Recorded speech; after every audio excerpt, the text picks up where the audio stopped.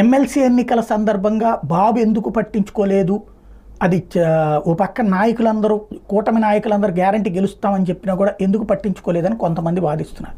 బాబు గారికి అంతా తెలుసు.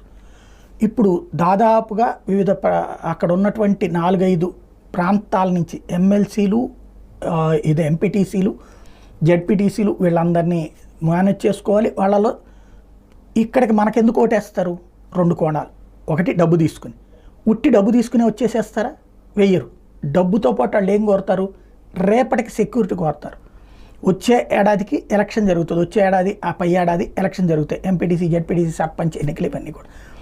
ఆ టైంకి వాళ్ళందరికీ కూడా ఏం కోరుతున్నట్టు, వాళ్ళు ఈ డబ్బుల కన్నా లొంగాలి. ఉట్టి డబ్బులు 10 లక్షలు వాళ్ళకేం పెద్ద విషయం కాదు, 5 లక్షలు 10 లక్షలు. కానీ ఆ 10 లక్షలు ఇవ్వాలన్నా 800 మందిలో వీళ్ళకి 300 పోను, వీళ్ళకి ఒక 5 లక్షలు ఇవ్వాలా.